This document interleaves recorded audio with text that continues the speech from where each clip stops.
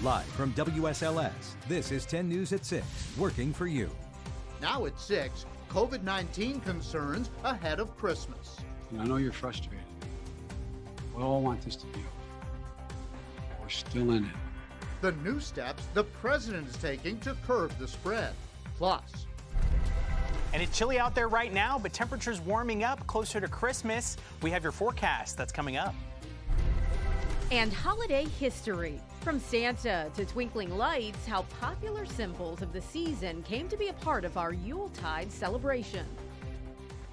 Good evening, and thanks for joining us. I'm Brittany McGraw. And I'm John Carlin. COVID-19 once again making headlines just days ahead of the busy holiday weekend. Today, President Joe Biden addressed new measures to curb the spread, and one of the biggest sources of frustration, a massive shortage of at-home tests. Now, people want to know if it's safe to travel, go see people, and 10 News reporter Alyssa Ray is here now to show us what the president's doing to meet that demand. Yeah, guys, the president says the government will purchase $500 million additional at-home rapid tests with delivery starting in January. But if you're looking to get one before then, just how hard is it to find one? Today we set out in Roanoke to find out. Continue to use the Defense Production Act, as we did earlier this month, to make sure we're producing as many tests and as quickly as possible. President Biden's announcement of the government's commitment to making at-home rapid COVID-19 tests more accessible comes at a good time. We scoured 5 pharmacies in Roanoke. 2 were completely wiped out, while another had 4 tests. We were surprised to find one CVS had 20 and the Walgreens had more than 40, with more on the way. The Virginia Department of Health was offering free COVID-19 rapid tests at all Roanoke public libraries, but they're currently wiped out at all locations due to high demand. VDH ordered more. They have been ordered and are due anytime. So we're eager for the supply to get replenished. But that does point out what a popular program it's been. With upcoming help from the federal government, community efforts to distribute at-home testing will continue. We expect that as more tests come into the community, we will definitely keep that partnership going. That's turned out to be a very convenient place for people to get it. Whether you're going through the drive-through testing or getting one to take it home, the government has vowed to make it more accessible and convenient. It's a lot better than it was. But we're taking even more steps to make it easier to get tested and get tested for free. President Biden also discussed stepping up vaccination and booster shot efforts, as well as setting up emergency testing sites. Live in the studio, Alyssa Ray, 10 News, working for you. You can expect to see more cars on the road ahead of the holiday weekend. AAA predicting a lot of traffic across Virginia, similar to pre-pandemic levels. 90% of those traveling for Christmas will be on the roads because many people are choosing to drive so they can take off their mask and control their environment. Road trips got to be very, very popular over the past year and a half, even on top of their popularity ahead of time. So it's not a surprise that so many people traveled by car for Thanksgiving. AAA says patience is key if you're driving this week, and if you want to avoid traffic, consider leaving early in the morning or late at night. New tonight, a high crash area in Bonsack is getting an upgrade. VDOT just approved more than $21 million to improve the intersection of Challenger Avenue and Cloverdale Road in Roanoke County. The plan is to put in a displaced left turn, which the hope is that it will improve safety and increase efficiency. The project is still about 5 years out. Design plans are still in the works. Okay, today marks the official start of winter, and crews are already preparing for snow, even though the forecast isn't calling for any right now. We'll talk more about that in a moment. First, Roanoke City has more than 60 vehicles on standby. In addition to training employees, the city also has new brine stations, which will help with de-icing the roads. Instead of making brine the old-fashioned manual way, we've got an automated system called AccuBrine, and that will make sure that the brine is exactly the 23.3% salinity that we need it to be.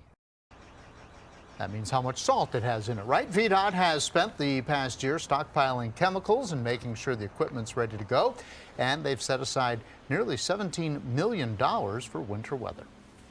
All right, so we're getting ready for the snow. However, there is no snow in the forecast right now, but it does feel more like winter outside right now. Today it does, but Christmas is looking almost tropical. You know, we were in the morning meeting yesterday, and I mentioned how we were going to be warming up for Christmas. Everybody was like, that's the one day it's not supposed to warm up. Right. But it looks like that's what's going to happen for us later on this week. And the reason that is going to happen is because the jet stream is going to be well north of our area, and that's going to send the temperatures well above average. We're about 10 to 15 degrees above average by Christmas Day. In fact, it could be one of the warmest Christmases on record. And most of the precipitation is going to stay north of our area. It did include some small chances for both Christmas Eve night as well as Christmas Day. We'll track that coming up in just a little bit. 3-degree guarantee coming in unsuccessful, unfortunately. 48 the forecast high today. We only made it up to 44, and we're going to try to do better as we go into tomorrow. I want to continue to raise some money for the West End Center.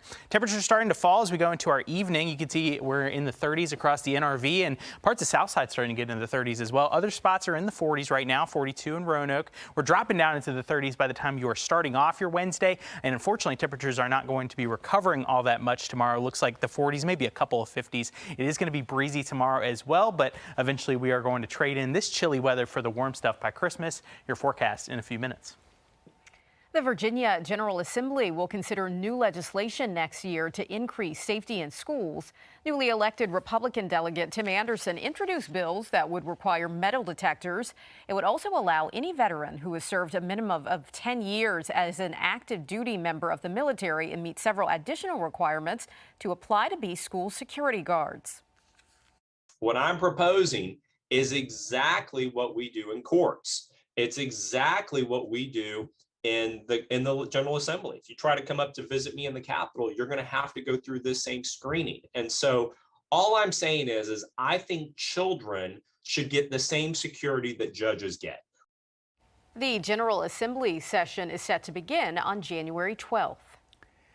Lewis Gale's tiniest and youngest patients will now have another level of care. The hospital is building a neonatal intensive care unit, or NICU. 10 News reporter Lindsay Kennett is live in Salem tonight. So, Lindsay, this is something that's been in the works now for over a decade. That's right. It's taken 12 years to get the green light. Hospital officials tell me there's a greater need now. More babies are being born, and having an on-site NICU will allow moms and babies to stay together. Plus, they've gotten a lot of support from local representatives lobbying in Richmond. It will take about $1.5 to $2 million to build. Lewis Gale's president, Lance Jones, says the NICU is coming at the perfect time. 2021 saw a record number of births at the medical center here in Salem, more than 1,100. A midwife at the hospital says luckily most babies don't need NICU care, but just like an emergency room, it'll be there if you do need it. She also said the population's health has taken a downturn in the past 15 to 20 years, from obesity to opioid use, especially in Southwest Virginia, and that means more women are having high-risk pregnancies. Being granted the opportunity to now construct the NICU, I think, is a validation of the need, and without a doubt, I think it will be very reassuring for our mothers and their families, and certainly our physicians, to know that that service is there if it's needed. The new NICU is set to open in the fall of 2022.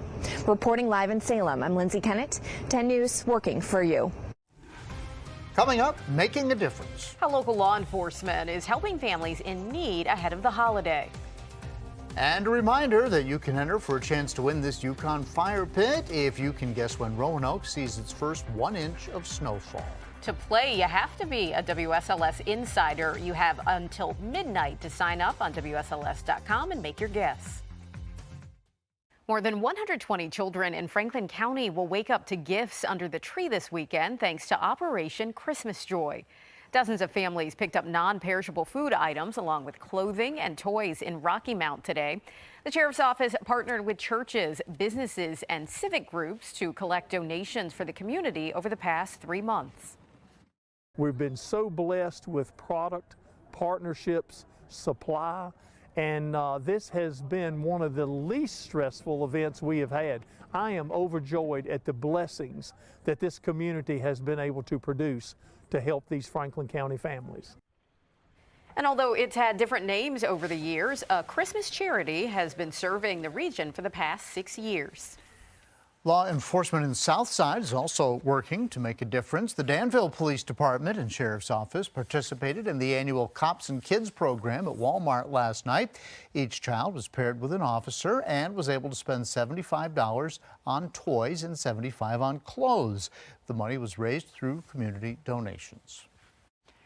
Well, it's chilly now, but the mercury is going to be rising as we get closer to Christmas. In fact, it's going to be close to a record for the holiday, and we'll let you know what the holiday weekend holds for you. That's after the break.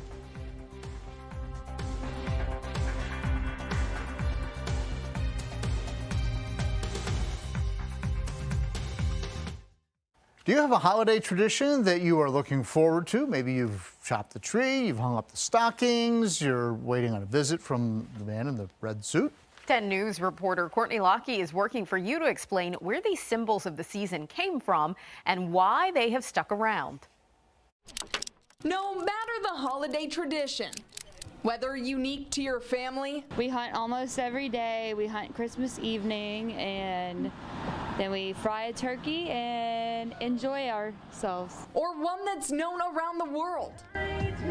For us, like, the most important thing is celebrating Christ's birth. We've all got them. But where did they come from? And why did they start in the first place? It stands to reason that a nation of immigrants should have so many cultures, so many different traditions pouring into this gigantic melting pot. Historian Michael Hudson says Christmas traditions first came to America with the Germans in the 1840s and 1850s, including decorating the tree and Santa Claus. As for why they've stuck around, these traditions were celebrated with loved ones who have gone on before us. And so I think it's a way to unify us both with our past as well as our present. Hudson adds, tradition brings comfort, and to never underestimate the power of nostalgia. In Lynchburg, Courtney Lockie, 10 News working for you. And we want to know some of your favorite holiday traditions. So you can join the conversation on the WSLS 10 Facebook page. Your local weather authority, always watching and tracking for you from the JES Weather Center. It's the first day of winter, also the shortest day of the year. The sunset was over an hour ago, so it's already pretty dark outside. We do have some clouds overhead, and that was all associated with the storm system that has been sending rain to areas like the Carolinas as well as Georgia, but we haven't really seen much of the rain here in Southwest and Central Virginia. You kind of see that it's the storm system is kind of moving to the northeast and kind of staying away from our area, and there's a front that's going to be coming in from the west that's really going to be pushing this system away, so don't really expect much in the way of precipitation overnight tonight. And eventually those clouds are going to start to break up, and it's going to be a very bright day on Wednesday. Temperatures in the 30s and 40s. Don't believe we're going to fall too much more as we go through this evening, but it's still going to be a chilly one as you are enjoying your evening on the patio. You can see we're in the upper 30s for 9, 10, 11 o'clock, and as I mentioned, those clouds decreasing. That trend continues into tonight. The temperatures overnight tonight not quite as cold as recent nights. Our lows down into the 30s, but we're just as chilly as we go into your Wednesday. Our highs tomorrow are anywhere from the low 40s in Blacksburg to the middle 50s in Danville, and these temperatures do compare pretty favorably to the averages for this time of year. It might actually feel colder than this at times over the course of your Wednesday, and that is due to the wind. Of course, I mentioned that front coming in is really going to kick the wind up. It looks like anywhere from 10 to 20 mile per hour sustained winds out of the northwest, and the gusts are going to be even higher, potentially 20, 25, 30 miles per hour. So certainly hold on to your hat. It does look like the wind is going to back off on Thursday. Still going to be chilly by Thursday, but the temperatures really skyrocketing through Friday as well as Christmas Day. And we do need to watch Christmas because there is a potential for a little bit of precipitation in the mix. You can kind of see that on the map there. Okay, let's zoom things out, give you a look at what we're tracking. Our upper air pattern lets us know where the next storm system is going to be located. That's where it's going to be on Thursday morning, and it's going to be moving to the east as we go through Thursday and into Christmas Eve. So basically what you can watch with this upper air pattern is the fact that the cold air is going to be well to the north, and it's going to also bring a small shower shower chance for Santa as he's coming on in Christmas Eve night, and wouldn't be surprised if some of those showers do kind of linger into Christmas Day. So let's go ahead and give you a look at the holiday weekend forecast. We're all looking forward to hanging out with our family and our friends. Just 20% chances in the forecast for Christmas Eve as well as Christmas Day. It is going to be quite mild on Christmas Eve with a high of 60. Warmest day of the week coming on Christmas Day at 65. Of course, if that forecast verifies, that would be one of the warmest Christmases on record in our area. And the temperatures are going to come down a little bit on Sunday, but it's still pretty mild by December standards. Of course, those averages are in the upper 40s for this time of year. Okay, here's the forecast for the next 24 hours. The clouds decreasing as we go into tonight. The lows actually a little bit above average overnight, 34. And tomorrow, 48. It is going to be chilly and also breezy, but hey, at least we're going to have the sunshine for the middle of the week. We keep the sunshine on Thursday, probably going to cloud up a little bit more through Friday and Saturday, and you do see those small shower chances as we go into Christmas Day. We'll send things over to Eric. All right, coming up, the unique winter basketball camp keeping kids active this holiday season, and we hear from the Hokies as they continue to prep for their big trip to the Big Apple next week. Sports is next. And now, the Freedom First Sports Desk. Virginia Tech is hard at work prepping for Maryland in the New Era Pinstripe Bowl, but doing so without a number of guys that are planning not to play. But Brooke Leonard has more from Blacksburg on why it will still be a special game. The biggest storyline coming out of Virginia Tech since their regular season ended was the significant number of players either opting out of the bowl game or entering the transfer portal. Head coach J.C. Price said today that those decisions are tough, and while he respects it, he doesn't necessarily agree with it. My fondest memories as a player was playing in the Independence Bowl and in the Sugar Bowl. I mean, we played in the Sugar Bowl my senior year, and I was a third-round draft pick, and never in my mind did it ever cross for me to sit out the game.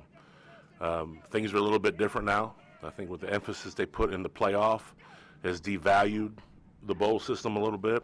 But the Pinstripe Bowl at Yankee Stadium is something to be excited about, and Price has put in the time to educate his team on why the Yankees' relationship with the Hokies has been timeless since the 2007 tragedy. I thought Coach Price did a good job of, kind of explaining the history about Virginia Tech and the Yankees. There has been history between us, and it's cool to go up there and play on the field. For George Steinbrenner and those guys, and not just the money that them and all the players and the organization donated, but for them to donate their time, take time out of their schedule when they could have been anywhere else but Blacksburg, Virginia to play a baseball game. That's what makes, our feelings toward the Yankees very special. Of course, Virginia Tech will head to New York this weekend as they will take on Maryland in the Pinstripe Bowl on Wednesday. In Blacksburg, I'm Brooke Leonard, 10 Sports. While most kids are gearing up for an exciting holiday weekend, a few dozen of them are perfecting their craft on the hardwoods. Hoop Love Academy started its third annual two-day winter basketball camp at Countryside Sportsplex. The camp offers instruction on basketball fundamentals and teamwork while also teaching valuable life lessons. Need opportunities to be able to meet kids from all different areas and backgrounds and be able to join through something that they love and just have something that they can do during the winter break that's constructive. They drop their kids off and they get 3 hours of great instruction. Like you said, great speakers like Joe Gaither today, Coach D. I mean, like you said, it was awesome, man. It's awesome. Great to see them making a difference. Your news and notes tonight. Garrett Gilbert named the starting quarterback for Washington tonight. NHL pausing the season from Wednesday through Saturday, and players will not be in the Beijing Olympics. That's due to an uptick in COVID cases. And Adam Silver says the NBA has no plans right now to pause its season. He says there's no logistical reason of how they can get that done quite yet. But, of course, that could definitely change in the coming days and weeks. Yeah, everything is so fluid with everything because of the pandemic. Very fluid. Yeah. Yes, indeed. All right. Well, NBC Nightly News is coming up next. We will see you back here at 7.